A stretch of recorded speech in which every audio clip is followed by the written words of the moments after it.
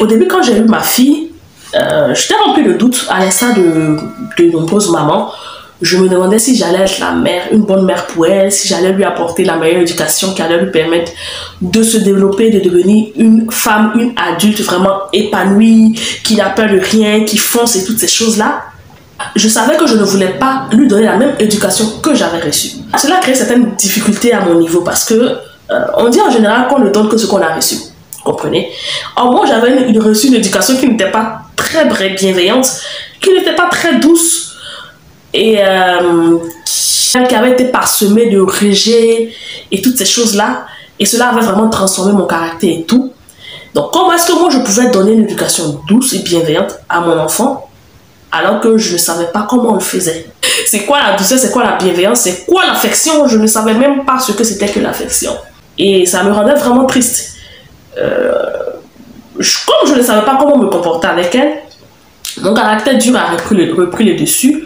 Donc, j'utilisais plus les cris, parfois des petites tapes quand j'en avais marre, quand je ne savais pas quoi faire, quand j'étais fatiguée. Et c'était vraiment difficile. Je me suis rendu compte que j'étais en train de suivre le même chemin que de lui donner la même éducation que j'avais reçue.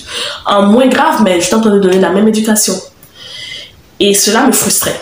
Et parce que j'étais frustrée, ça avait des répercussions négatives sur ma fille et sur moi-même, sur mon humeur. La relation de mère-fille vraiment belle que j'aurais voulu qu'on tisse a commencé à se transformer en une relation de peur. Elle avait plus peur de moi qu'autre chose. Il y a certains adultes qui ont vraiment peur de moi. Donc, imaginez une petite fille qui est face à quelqu'un de vraiment dur. Et ça me rendait vraiment triste. Fort heureusement, je me suis rendu compte que j'avais certaines blessures qu'il fallait que je guérisse. Et comme je suis vraiment spirituellement ancrée, je crois vraiment en Dieu, il m'a vraiment aidé à guérir. Et comme c'était un cheminement pour guérir, en chemin, j'ai fait certaines recherches et je me suis rendu compte que je pouvais l'éduquer de façon bienveillante sans pour autant avoir reçu ce genre d'éducation-là. Et c'est là que j'ai fait la connaissance de ce qu'on appelle la parentalité bienveillante et l'éducation positive. Il y a plusieurs façons d'appeler ce type d'éducation-là. Je vais vous en parler un peu plus bas. Donc, ce que je vais faire dans cette vidéo-là, c'est vous expliquer ce que c'est que, pour moi en tout cas, en prenant en compte aussi les définitions des autres ça et là, ce que c'est que la parentalité bienveillante qui va induire une éducation positive. Et je vais revenir aussi sur certaines idées reçues autour de ce type d'éducation-là qui font qu'il est de facto rejeté dans certains pays comme le mien. Moi, je suis africaine, je vis en Côte d'Ivoire. Et chez nous, on pense que voilà, l'éducation rime avec coup et cri et qu'une personne qui ne crie pas ou qui ne donne pas les coups à son enfant, eh bien, va mal l'éduquer.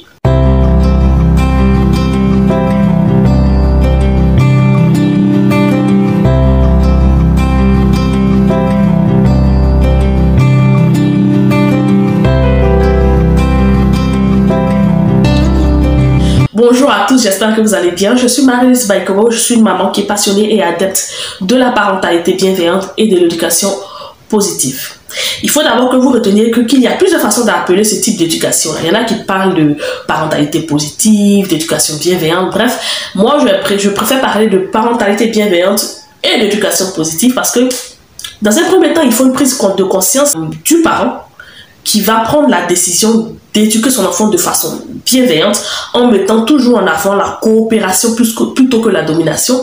Et cela va induire un comportement, un style d'éducation qui sera positif à l'égard de l'enfant, mais aussi à l'égard du parent. Avant de commencer la vidéo, je voudrais vous encourager à vous abonner à ma chaîne et à cliquer sur la cloche de notification pour ne rien rater de mes prochaines vidéos.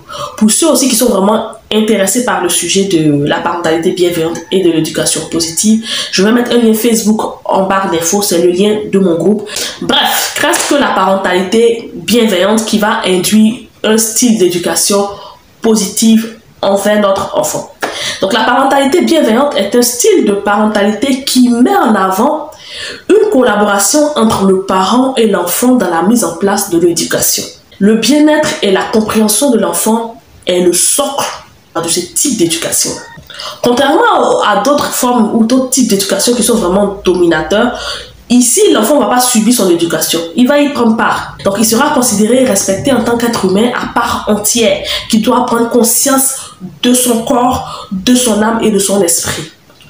Les sentiments de l'enfant sont respectés, ses émotions aussi sont respectées et surtout son intégrité physique et psychologique est préservée. Quand je parle d'intégrité physique et psychologique qui est préservée, je parle du fait que dans la parentalité bienveillante qui induit une éducation positive, on n'admet pas les coups, on n'admet pas les cris. Par cri, je ne parle pas forcément du fait d'avoir une intonation assez grave pour marquer son autorité face à un enfant qui est désobéissant. Je parle du fait de crier, de se plaindre de tout, de crier chaque fois que l'enfant fait une bêtise. On n'admet pas non plus les punitions et toutes les autres formes de violence ordinaires sont rejetées. C'est d'ailleurs le dernier aspect de ce type d'éducation, donc de la parentalité bienveillante et de l'éducation positive, qui crée une certaine polémique autour de son application. Surtout pour les conservateurs de l'éducation qui pensent encore, comme je vous l'ai dit un peu plus haut, qu'un enfant ne sera bien éduqué que s'il reçoit des coups, des baffes, des cris et des punitions. Donc déjà, il faut se mettre en tête que même si ce style d'éducation-là va exclure toute forme de violence à l'égard de l'enfant, il n'exclut pas pour autant la discipline et l'autorité parentale. Bien au contraire, il enseigne d'établir une discipline et d'exercer son autorité parentale, mais avec bienveillance, avec amour, avec compréhension et avec le respect envers l'enfant.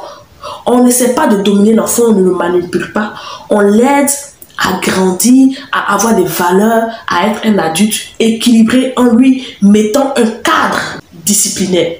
La parentalité bienveillante est aussi bénéfique pour les parents dans la mesure où elle leur permet d'éduquer leurs enfants en restant positifs, sans crise de nerfs, sans frustration, même si au début ce n'est pas toujours facile.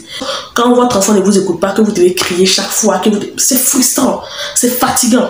Mais quand vous savez qui est votre enfant, quelles sont les techniques et les méthodes que vous devez utiliser pour l'emmener à vous respecter et à vous écouter, en ce moment-là, vous n'avez pas besoin d'être stressé, de crier tout le temps. Il suffit d'utiliser la méthode qu'il faut et puis ça marche. Il faut aussi retenir que c'est très important, que la parentalité bienveillante et l'éducation positive n'ont rien à voir avec le laxisme, qui est le fait de passer tout à l'enfant. Voilà, c'est un enfant roi, il fait tout ce qu'il a envie de faire, il n'y a aucune discipline, voilà, c'est lui qui décide de tout. Ça, c'est pas de la parentalité bienveillante, en tout cas pas pour moi. Voilà, parce que je considère le laxisme comme une forme de violence à l'encontre de l'enfant. Être laxiste avec son enfant, c'est la même chose que battre son enfant.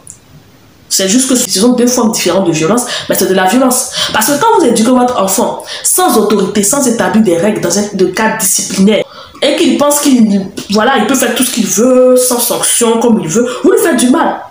Et vous l'exposez à devenir un outsider, quelqu'un qui va vivre en dehors de la société. Parce que pour vivre dans la société, il faut savoir respecter des règles. Puisqu'il y a des règles dans la société. Et si vous ne les respectez pas, eh bien, vous allez être sanctionné.